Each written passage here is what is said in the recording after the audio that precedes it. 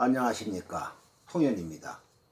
오늘은 사주를 정확히 보는 법에 대한 공개 강의를 예정한 관점에서 어떠한 것을 사주를 잘 보려면 어떤 식으로 보느냐, 이런 것을 앞으로 공개 강의할 예정인데, 거기에 대해서 말씀을 드리겠습니다.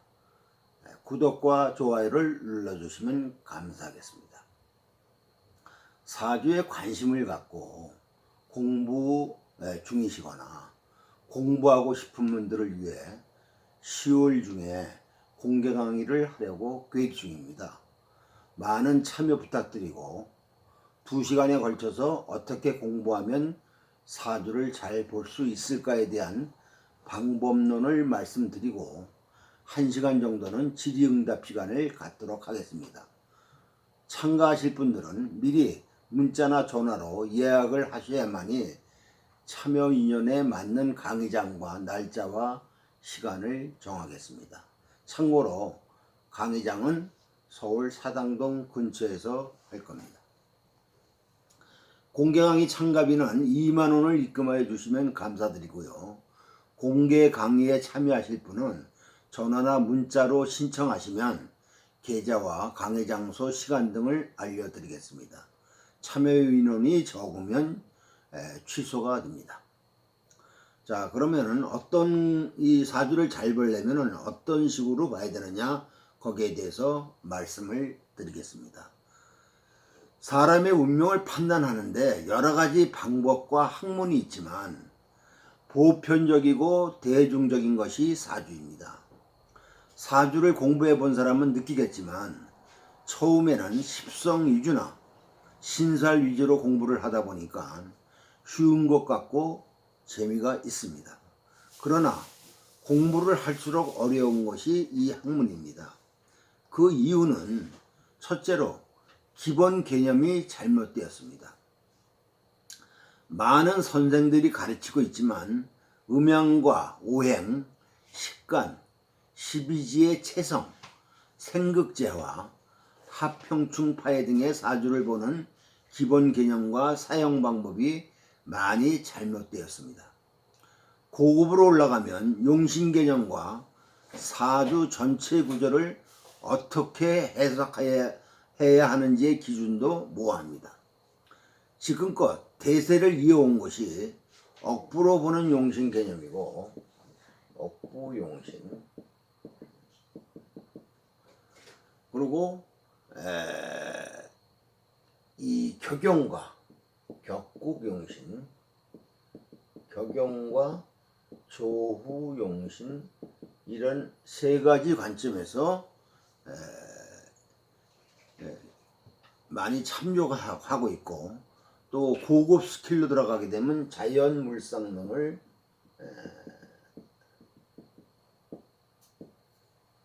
우리가 사용하고 있습니다.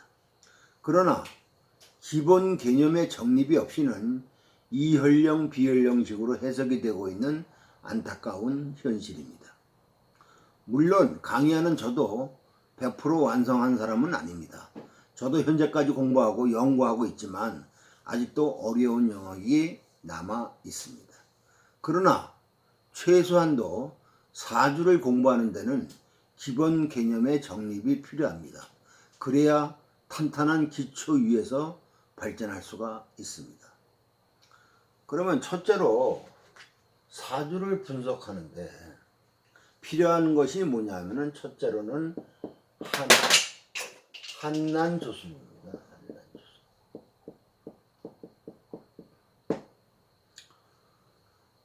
보통 난강망이라고 하죠. 난강망은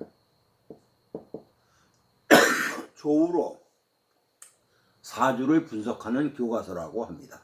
그런데 조우하면 보통 한난을 주로 생각하지 조습은 많이 사용하지를 않고 있습니다. 한난은 시간의 온도차를 규정하는 것이고, 조습은 공간의 습도를 측정하는 겁니다. 공간의 습도.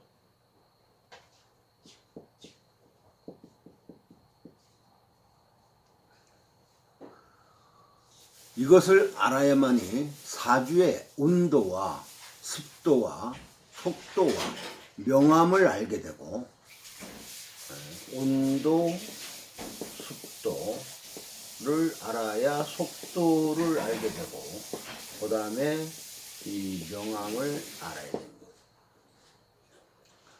이런 것을 알아야만이 오행의 생설극제가,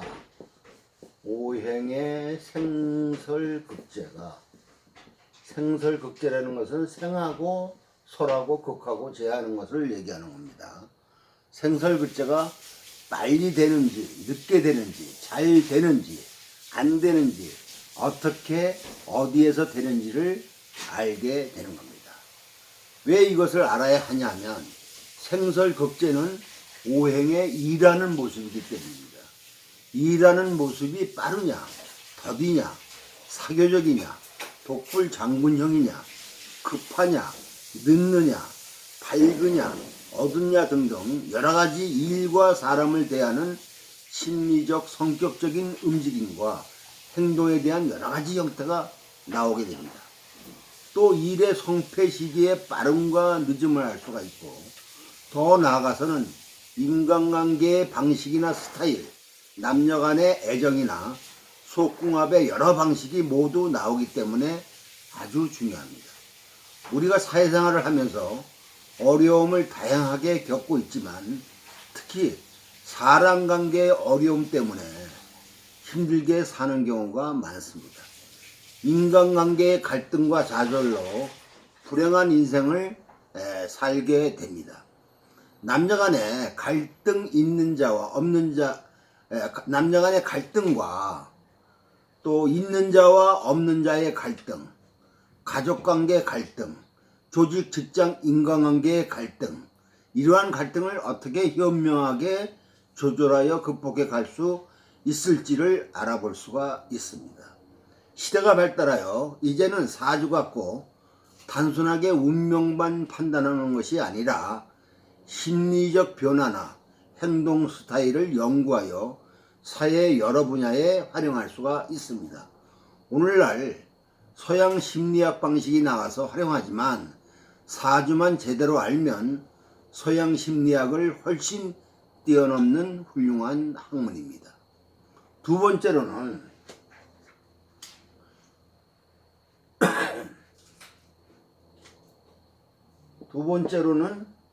오행과 간지의 정확한 개념을 알아야 됩니다. 오행과 식간 12지의 정확한 개념을 알아야 됩니다. 목화 토금수의 개념과 작용을 잘 알아야만이 보다 깊이 또 넓게 인간사에 정확하게 활용할 수가 있습니다. 일반적으로 목은 나무다, 화는 불이다 하는 단순한 개념으로는 사주를 정확하게 볼 수가 없습니다. 예를 들어 목을 보면 목의 성향을 알아야 되고, 목의 질, 즉 목이 단단한 목인지 부드러운 목인지, 생기가 있는 목인지 생기를 잃은 목인지, 생목인지 사목인지 등등 정확한 개념이 정립이 안 되면 생설극제의 변화도 정밀하게 측정할 수가 없고, 그렇게 되면 운의 기둥도 알아낼 수가 없습니다. 더 들어가면 식관 12지의 개념도 정확히 알아야 합니다. 식관과 12지의 이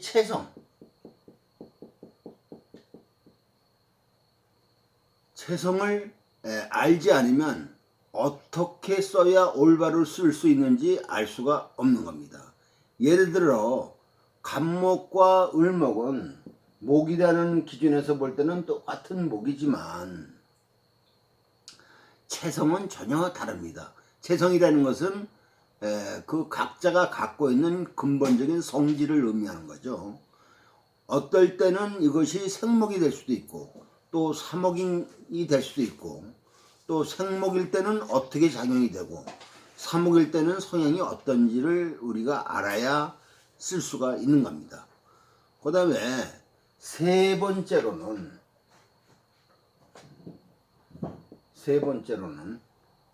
왕상휴수와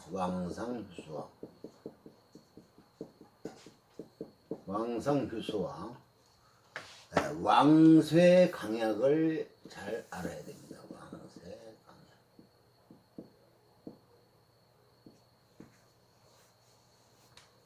모두 들어본 개념일 겁니다. 왕상휴수와 왕쇠 강약을 잘 판단해야만이 억부의 판단을 정확하게 할 수가 있습니다. 그런데 이 개념을 잘못 알고 있습니다. 인성이 많으면 보통 강해진다고 이제 생각을 하는데 일간에 따라 강해지는 것도 있고 약해지는 것도 있습니다. 예를 들어 목이나 금일주는 인성이 많으면 강해지는 것이 아니라 약해집니다. 도리어. 예를 들어서 목의 성향은 뭡니까? 나아가는 겁니다. 나아갈 진짜. 앞으로 나아가는 게 목의 목적이고 성향입니다. 그런데 이 수인성이 많으면은 목생화를 억제합니다. 목이 앞으로 나가려면 화로 가는 거 아닙니까? 그런데 수가 화를 극합니다. 그래갖고 억제를 하게 돼요. 그러니까 나가지 못하고 과거에 매이게 됩니다. 나의 뒤의 것에 매이게 된다 이거죠. 이렇게 되면 목의 특성을 나타내지 못하니까 이것을 목이 왕해졌다고 할 수 있나요? 목이 자기 일을 못하니까는 약해진 것입니다. 목의 기와 이 새를 잘 우리가 알아야 됩니다. 보통 이제 사주를 접하면 세력적인 부분에 이제 집착을 많이 합니다. 왕하냐 약하냐. 네. 그런 세력적인 것도 봐야 되겠지만 더 중요한 것은 목의 기를 잘 봐야 됩니다. 목의 뜻, 목에 하려고 하는 것이 뭔가 이런 의도를 잘 알아야 되고 그 목의 뜻이 잘 발휘될 수 있는지를 봐야 됩니다. 목이 왕하더라도 목이 할 일이 없으면 무용하여 가치를 만들어낼 수가 없기 때문입니다. 이러한 개념 정리가 되어야만이 사주를 정확하게 볼 수 있는 것입니다. 네 번째로는 생설극제입니다. 생설극제죠.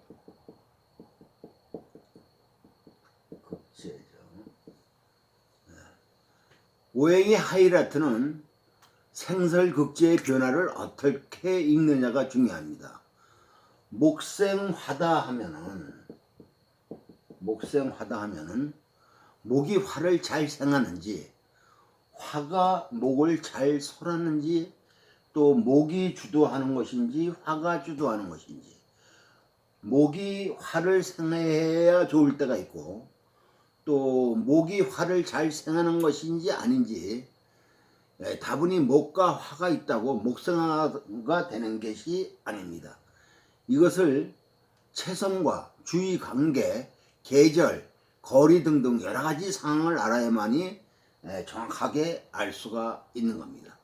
이런 점을 공부할 수가 있습니다. 다섯 번째로는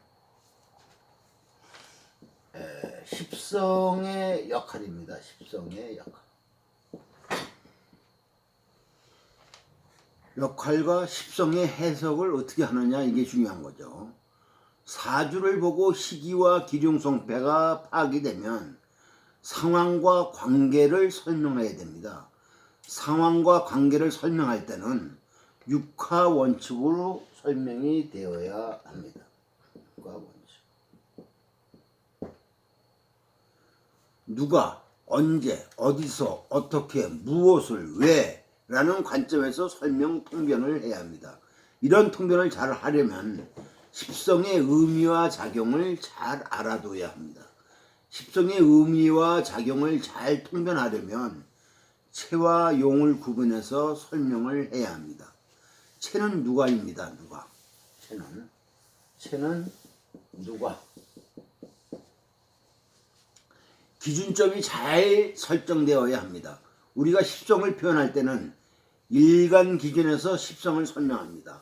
이것이 불완전한 설명입니다. 왜냐하면 우리가 가정생활이나 사회생활을 할 때는 나 혼자서 관계를 갖는 것이 아닙니다. 나와 대상이 있으므로 관계와 작용이 일어납니다. 왜 내 기준에서만 상황을 설명합니까? 상대방 입장도 있는 것 아니겠어요?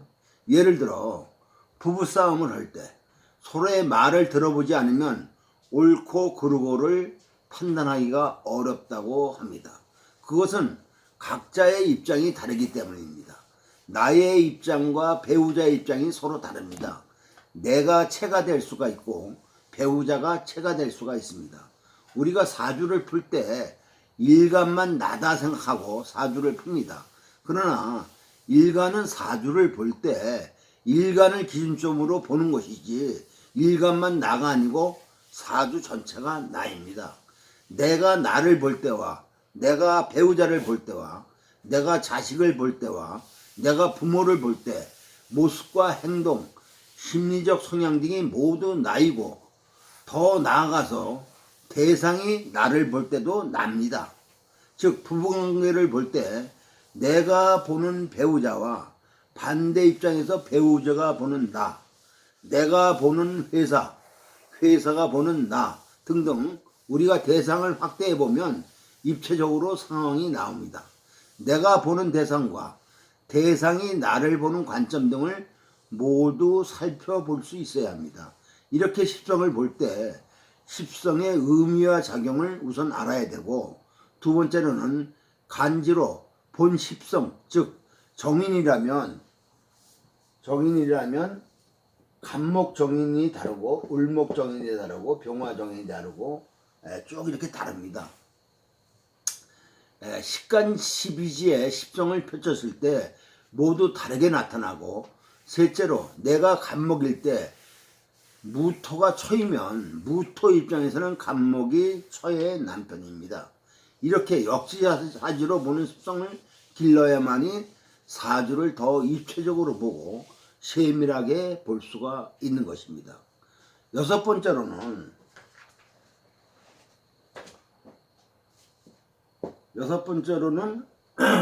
상기에 이러한 상기의 기본 개념을 알고 난 뒤에는 사주를 전체적으로 보는 안목이 있어야 됩니다. 사주는 하나의 생명체이므로 생로병사와 기룡성사가 있습니다. 이러한 생명의 변화를 잘 알려면 사주 전체 구조를 잘 보아서 어떤 할 일을 갖고 태어났는지, 쓰임이 있는 사주인지 쓰임이 없는 사주인지 등등을 잘 살펴봐야 합니다. 이것을 알기 위해서 고전에서는 세 가지 간법, 즉 조후, 격구, 억구 의 방식을 사용해 오고 있습니다. 고전 사주의 텍스트는 여러분도 알고 있지만 난강망, 적천수, 자평지전입니다. 난강망은 자연을 기준하여 조후를 중요한 열쇠로 사주를 분석하고 적청수는 억강부약을 기준으로 사주의 중화와 편정을 기준으로 세력의 변화를 논하였고 자평진전은 월지 중심으로 격을 정하여 운명을 논했습니다. 모두 나름대로 훌륭한 이론입니다. 그래서 오늘날까지 남아있고 많은 명리학도들이 공부하고 있습니다. 그러나 정확도라는 기준을 볼 때 애매한 부분이 많이 있습니다. 난강망이나 적천수나 작변진정 등은 각자의 이론은 훌륭합니다만 인간의 생활은 단순하지 않습니다. 각 이론은 좋으나 인간의 운명을 전체적으로 보는 것이 아니라 한정된 관점에서 보기 때문에 맞기도 하고 안 맞기도 합니다. 난강망은 조우적 관점에서만 보는데 조우는 중요한 것이지만 인간은 조우만 갖고 사는 것은 아닙니다. 또 적천수는 개인적 기준에서 운명을 관찰하는 것이고 자평진전은 사회적 기준에서 인간의 운명을 조망합니다. 그러나 복잡하고 변화하는 현대에서는 어느 일방적 방법론 갖고는 통하지 않기 때문에 오류가 나옵니다. 방법은 이것을 쓰되 어떻게 조절해서 쓰느냐가 중요합니다. 이러한 이론을 현 시대에 맞게 잘 조절하여 쓸 수 있는 이론적 바탕을 만들어 한결 업그레이드된 학문으로 승화시켜야 합니다. 일곱 번째로는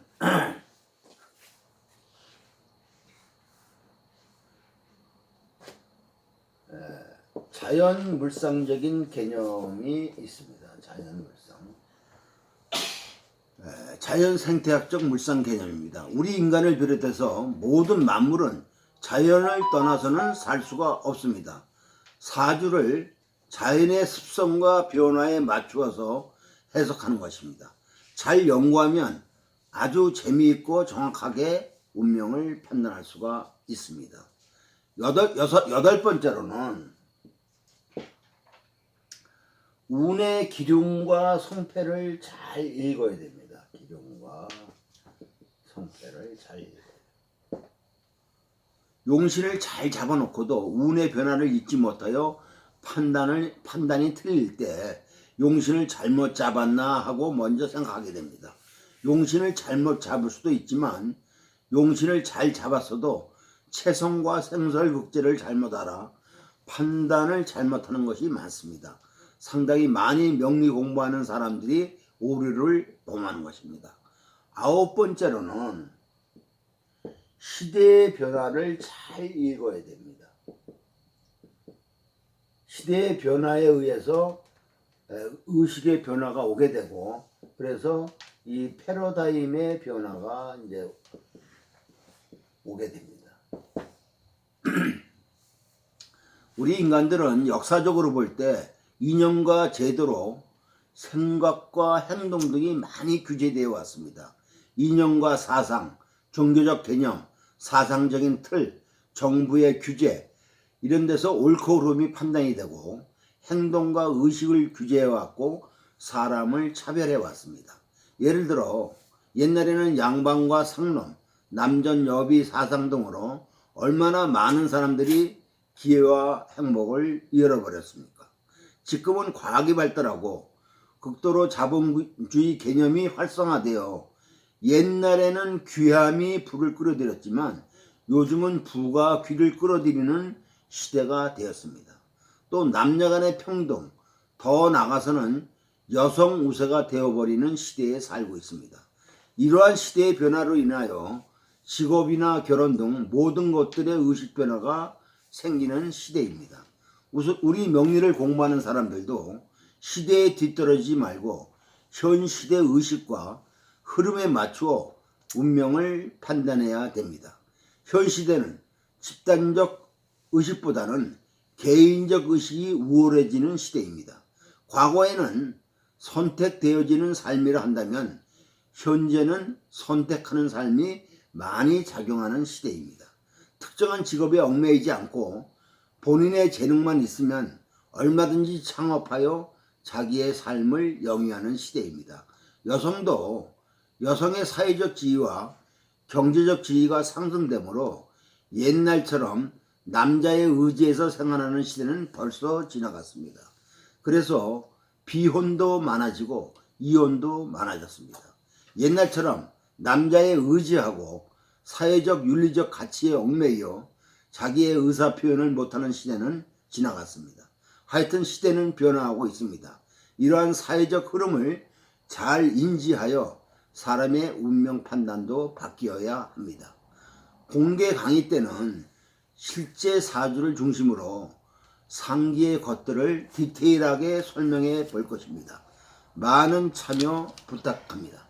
수많은 기라상 같은 박식한 선생들이 많이 있지만 인연이 되면 사주를 같이 연구하는 모임을 가졌으면 좋겠습니다. 오늘은 여기까지입니다. 구독과 좋아요를 눌러주시면 감사하겠습니다.